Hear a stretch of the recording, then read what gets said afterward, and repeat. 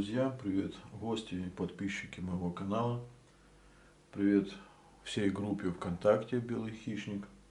Сегодня с вами будут говорящие руки. Я к этому видео долго все собирался, как снять, как выложить, думал на природе. Так вот получилось, что погода сейчас не очень, и головлиные рыбалки некоторые уже прошли в этом году. Решил снять видео о воблерах. Постараюсь кратенько, быстро, потому что воблеров как бы немало. И бегло хочу рассказать о некоторых моделях, и вообще на что, как ловлю. Значит, начну, наверное, пожалуй, с миног. Минохи это непосредственно наверное, у каждого головлятника есть Риджи 56. Таких цветах. Натуралка, кислотничек, стабильно работают. Риджи особо объяснять тоже, я думаю, не стоит. У меня в основном работают на твичинге. Твичинг, 2-3 рывочка коротеньких и пауза. Пауза желательно подольше. Все поклевки практически на паузе. Дальше. От фирмы Ponton 21 есть такой воблерочек Crackjack. У меня он в 48 размере, 48 миллиметров, МРочка и суспендер. Очень часто выручает на более глубоководных перекатах, скажем так, до 1,5 до 2 метров глубина. И он тоже, кстати, на твиче очень неплохо. На него помимо головля и щука садится, и жерех садится. Неплохой воблер. Что дальше у нас? Айма Сукари. Такой воблер. Форелевый. Тоже стабильно ловит головля на струе. Тоже твичинг. Плавненький такой, и на паузах голавлик клюет. Подобие ему также есть у меня вообще мой один из любимых воблеров. Это дуо Spearhead Ryuki 50-й тонущий. Кстати, этот тоже тонущий, тоже 50-ка. Они чем-то даже похожи. Айма и Ryuki. Они на паузе сыпятся и этим самым привлекают головлей, жерехов. То есть воблер очень стабильный, ловит практически круглый год. Тоже есть и в кислотном цвете. Одни из моих любимых миношек. Есть еще такой таскаю с собой от Unrest Republic Александра, тоже 50-очка тонущая. Игра обалденная, просто супер, как на равномерке, так и на твичинге.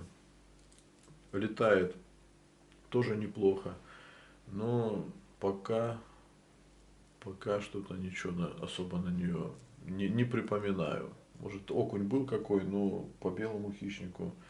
Но вожу в коробке, вожу его, надежды есть, потому что игра классная, но не везде можно применять. То есть по заглублению как-то не пришелся он мне.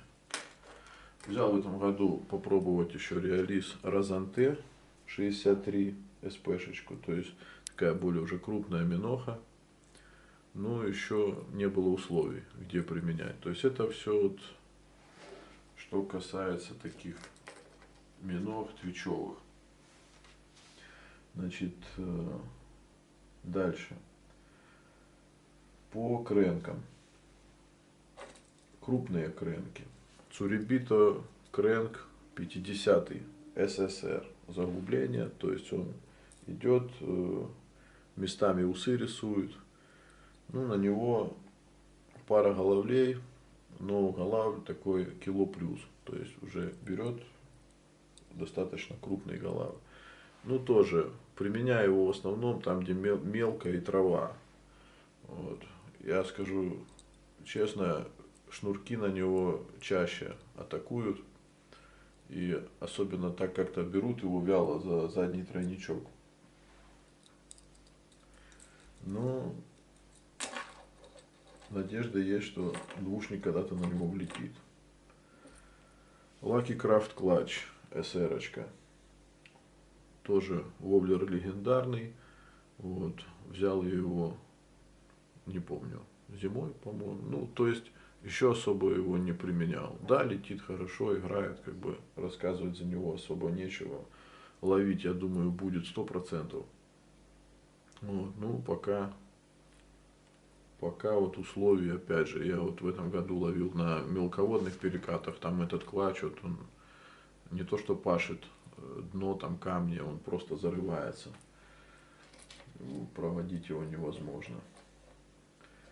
Шакаловские черики 44-е.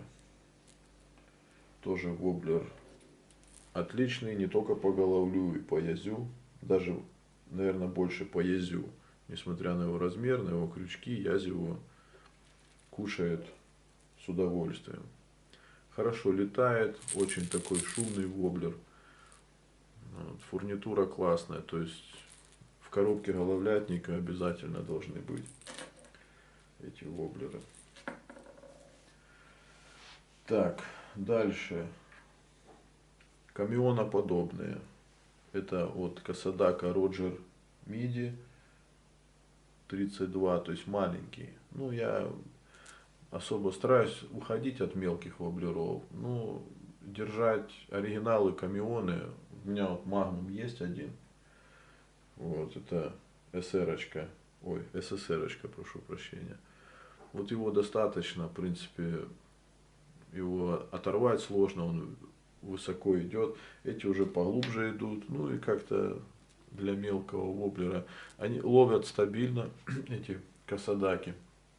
Поэтому можно брать свободно. Да, крючочки маленькие, все, то есть более на мелкого голавлика. Хотя и крупный тоже иногда влетает. Ну вот у меня в двух цветах таких вот. Так, дальше, что касается еще мелочи. Цурибито Бэби Крэнк. Многие знают эти воблеры. Цвета тоже классные. Ловят очень часто под обрывистыми берегами, нависшими кустарником. Хотя в перекате тоже держат струю хорошо, стабильно. Но у меня больше головлей было поймано именно на более таком слабом течении, именно под нависшими берегами, точнее деревьями, нависшими над водой. Вот. Немножко спешу, извиняюсь, хочу вложиться во время, чтобы вас особо не задерживать, потому что многие спрашивают, на что ловишь, как ловишь, ну как-то тоже с ним делить видео там на 8 частей не особо хочется. Хочется тоже про каждый воблер рассказать отдельно. Есть воблеры, про которые можно часами разговаривать. Так, дальше. Хайратини от Lucky John. Вот. Тоже таскаю ради прикола, хочу все же как-то разловить, но, откровенно говоря, мне этот воблер не нравится. Не нравится и не разловлен. Хотя знаю людей, которые разлавливают. У меня был воблер еще от Салма, Lil Bug, такой жук с одним крючочком.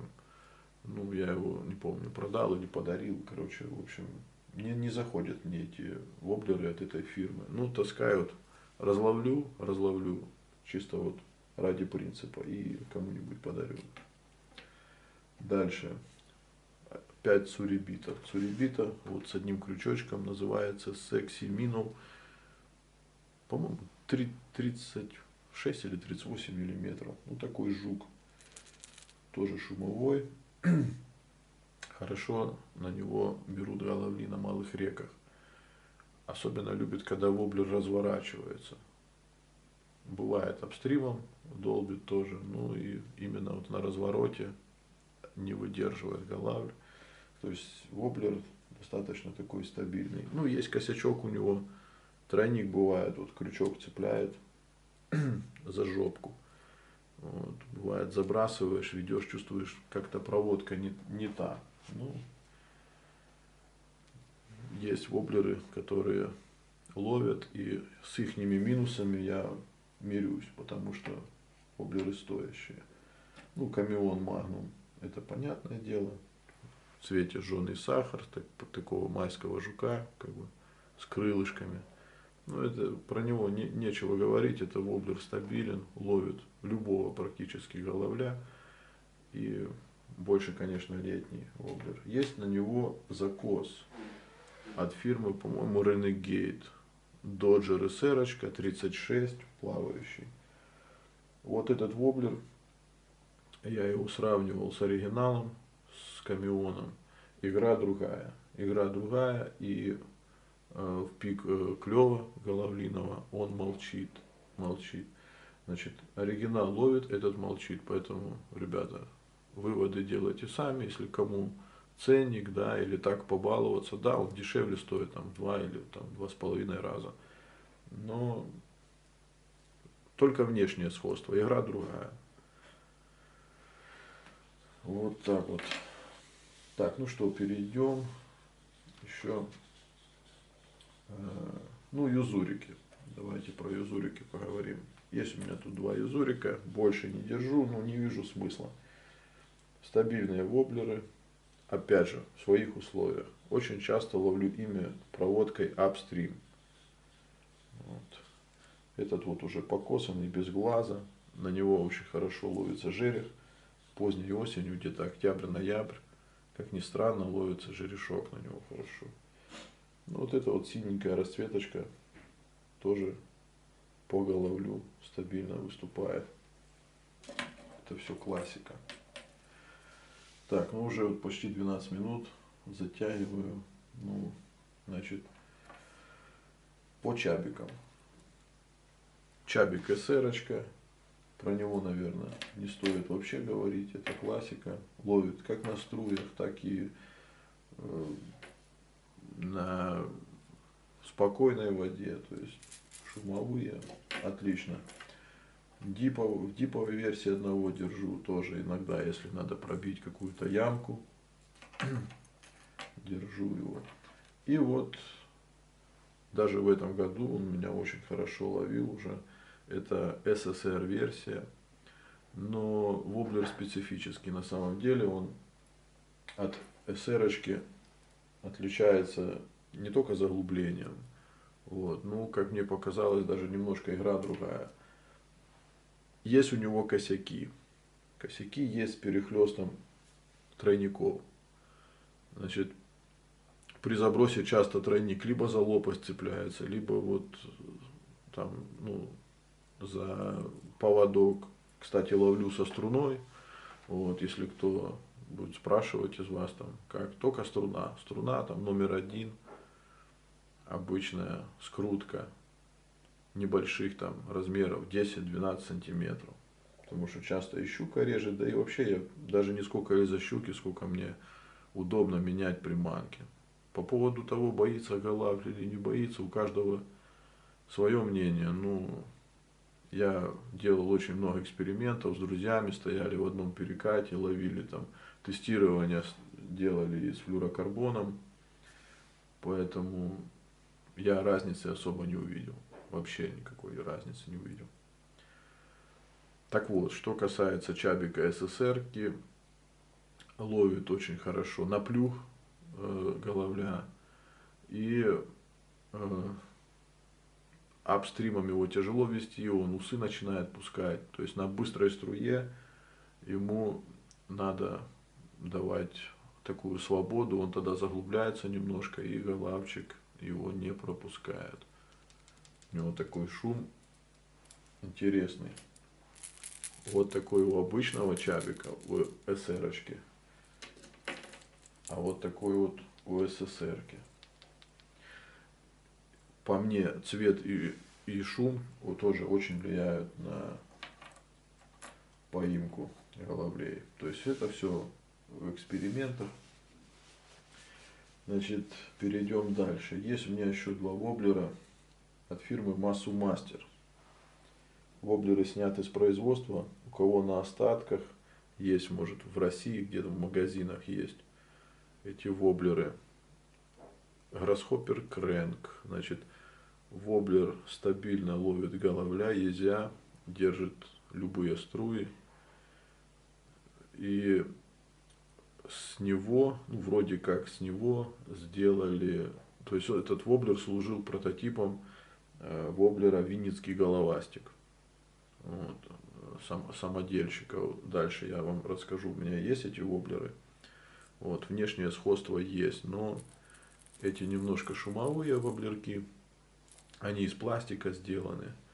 То есть, если кто увидит, где в магазине, обязательно берите. Это воблеры очень стоящие, стабильные. И обязательно принесут вам кучу поклевок, мега головлей. Тоже от этой фирмы взял кузнечика такого, называется Гроссхоппер. Он имитация насекомого с лопаточкой с такой небольшой. Ну, пока летит слабенько, то есть взял его чисто ради прикола, попробовать по активному головлю погонять, посмотреть. Ну, особо пока ничего на него не поймал, и ни выходов, ничего не было. Возможно, с проводкой надо экспериментировать. Ну, тоже таскаю так вот для мебели, грубо говоря, в коробке. Ну, пожалуй, перейдем к основным воблерам, которыми я дорожу и которые стабильно ловят вообще абсолютно в любых условиях. И они мне дороже даже всех японских воблеров, там, китайских, корейских и так далее. Это воблеры ручной работы. Вот. Начнем с винницкого головастика. Это воблеры Анатолия Боровичука. Воблер сделан из бальсы. У меня вот здесь 5 штучек, все тонущие. Вес их 5 грамм. То есть достаточно такие, ну я считаю, для кренка, для головлиного, для такого размера, там 30, сколько там, 2-35 миллиметров. Это очень хороший вес. Хорошо летают, стабильно держат струю. Алюминиевая лопасть стабильно держится, не отламывается на каменистых перекатах. То есть воблер практически неубиваемый. Отличное исполнение, покраска, лакировка. Единственное, что у Анатолия Боровичука, ну это мастер из Украины, они продаются без тройников, без колец, то есть фурнитуру нужно ставить самому. Вот. Хрущи тоже это можно отнести к головастикам. Это все воблеры Анатолия Боровичука. Очень много головля поймано, язя, то есть на любых там диких лесных реках, неважно, в городской черте, они ловят. Ну, естественно, нужно играться. Там у меня есть и плавающие версии, есть тонущие. И они как бы по сезону там надо смотреть и на рыбалке уже методом тыка подбирать, смотреть, что нравится головлю. Вот. Есть еще вот головастики от фирмы Буг, тоже украинская фирма. Вот. Они тоже ловят хорошо, может быть не так стабильно, как воблеры Боровичука, но в принципе ловят. Ну, они на порядок дешевле стоят, тоже как-то взял в свое время. Вот. Они, пуляя их и под коряги, то есть не стесняюсь, ну оторвал и оторвал. Вот, можно сказать, как разведчики. Многие путают воблеры Буг, головастик, да, и головастик Анатолия. Тут разница, конечно, ну, на камера так не передаст, но разница здесь очевидная в качестве. Просто воблер Анатолия сделан, ну, реально сюда душа вложена в этот воблер. Ну, ценник, конечно, тоже. Мало того, что ценник, не всегда и достать его можно. Особенно ребятам из Беларуси или из России. Это, конечно, проблема. Вот. Ну, уже по 20 минут уже гутарю. Пожалуй, перейду к воблерам еще одного мастера украинского. Это Олег Нахтман, делает воблеры. Его Отец еще занимался воблеростроением. И так вот по наследству перешло ему это ремесло. Ну, он их делает немного, и можно сказать, это у него как хобби. То есть это не основной его там заработок или бизнес какой-то, это просто продолжение хобби отцовского дела. Воблеры все абсолютно тестируются на реке Южный Буг. Южный Буг, кто не знает, там перекаты, бурляки, камни. То есть река головлиная. Головлиний просто не бывает. Ну вот в Беларуси есть западная Двина, я на такой речке был, мне она тоже очень нравится. И вот эти воблеры тоже там очень хорошо работают.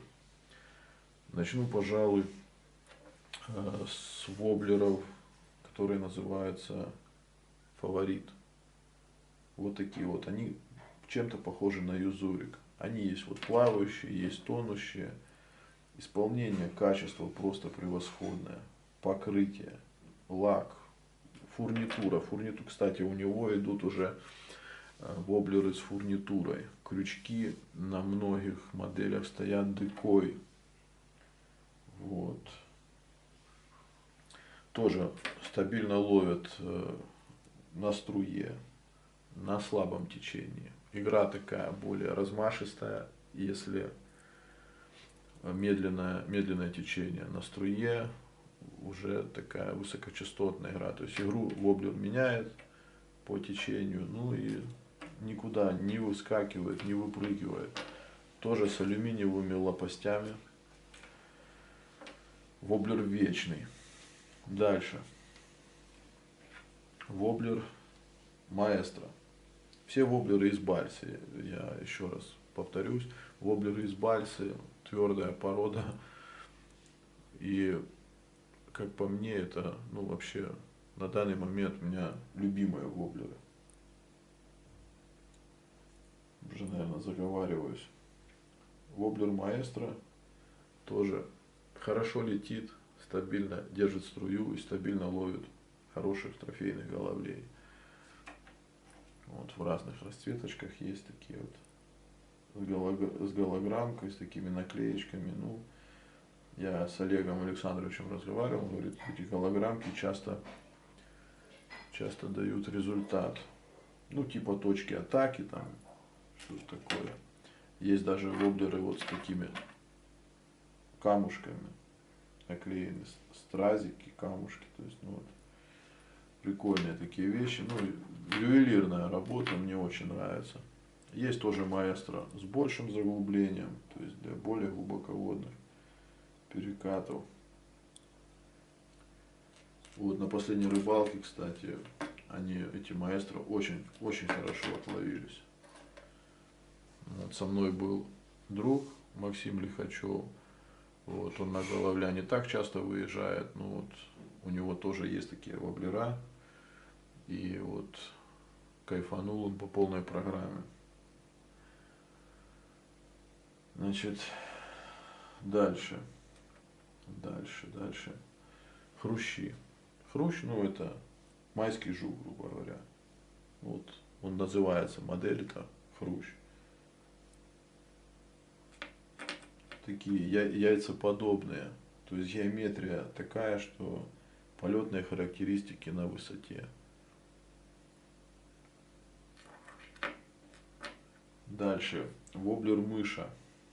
Мыша. Вот такая вот мышка была изначально когда-то давно сделана. Это старая модель, старый образец. Вот. Это тонущая. 3,7 грамма. Вот такой вот малыш весит почти 4 грамма. То есть не каждый японец даже в таком размере похвастается таким весом. Потом мышка немножко модифицировалась. Сейчас вот такие вот мышки головлиные. Вот такие вот уже Олег Нахтман делает. Тоже очень хорошо отработал вот на прошлой рыбалке. Цвета, в принципе, ловят все и под форельку, и такие вот под жуков. Есть еще одна мыша, вот такая крупная мышка 6,2 грамма. Ребята, 6,2 грамма. Вот такой вот воблер на головля. Кто-то глянет на его размеры и подумает, ну куда его бросать там. Ну, ребята, голавлят 500 грамм, хавает его просто в заглот. Вот торчит одно пузо из этого, с пасти. Вот. У меня была одна рыбалка, помню, на одной речке интересной. И вот только этот воблер работал. Перебрал всю коробку. Этот вот нравился ему, головлю, вот именно в этот момент. И он мне сделал рыбалку. Реально сделал рыбалку. Так, дальше. Чемпионы. Ну, такое название интересное. Вообще у Олега Анахмана интересные названия к воблерам, такие прикольные. Особо нигде такого ничего не слышал. Ну вот, например, чемпион. Вот он раньше был в такой вот форме. Хорошо ловит, то есть вниз бросаешь по течению и на себя потихонечку, иногда с паузами его начинаешь против течения вести. У него такая дрожащая игра, ну и эта головля сводит с ума. Вот особенно классно весной, где под обрывистыми берегами, где поток хороший, там под нависшие деревья бросить. Воблер плавающий, его сплавляешь и потом тянешь на себя. Дальше чемпион вот в такого чемпиона, то есть уже у него хвостик более ярко выраженный, тоже отлично ловит. Это все, что касается вот с одним крючочком приманок. И сейчас чемпионы вышли уже новые, вот такие вот с двумя уже крючками идут. И тоже отлично. Вот, то есть воблеры все абсолютно у него ловят. Это не реклама, это я просто делюсь с вами своими приманками, вот, своими впечатлениями от ловли. Ну, вот не знаю, люблю я эти воблеры. Они мне дороже всех японцев, китайцев и так далее. Вот такой вот мини-папирочек. Это Олег Нахман мне его презентовал на пробу. Такая вот у него мордочка с одинарничком. Ну, я его кинул пару раз, он плюхает, но я думаю, это больше летняя тема, поэтому сейчас особо у него и не упирался. Ну, почему-то я уверен, что ловить он будет 100%. С такими вот интересными крылышками. Прикольная приманка. Так, что еще? Ну, пожалуй, вот еще есть у меня такие великаны. Опять же, по заглублению они заглубляются достаточно глубоко, и пока условий не было. Вот такие вот уже крупные воблеры. Ну, на Южном Буге голав на них долбит. Вот, на вот эти вот воблеры, на крупные. И, кстати, на вот этого великана еще дубасит сом. Прямо в перекате. Ночные самы клюют. Вот, уже с большим заглублением. Вот. Ну вот, крути не верти, а полчаса, блин, в полчаса обошлось это видео. Ну, во всяком случае, на 3 части разбивать не буду. Вроде бы как бы все. Ну, друзья, это что касается воблеров. Тут, конечно, еще не все, но так, что выложил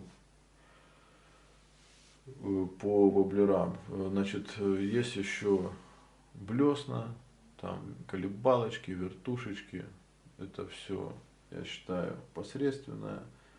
В основном я ловлю на воблеры, и мне больше нравится. Ну, на вертушку поймать головля, я думаю, особо проблем нету. Ну, и не так интересно. А воблеры все-таки каждая приманка со своей игрой, со своими характеристиками. Ну, колебалочки тоже. В основном это пюрехи смитовские. Вот, от SV Fishing тоже неплохие есть колебалочки, там кокетка, индивид. Вот. Поэтому будем закругляться. Ставьте лайки, кому понравилось, задавайте вопросы. Я все равно в этом видео, я же говорю, спешил, мысли иногда путаются, поэтому строго не судите. Вот, рассказал вот про свою небольшую коробочку, что ловит, что не ловит. Так что до встречи, всем пока.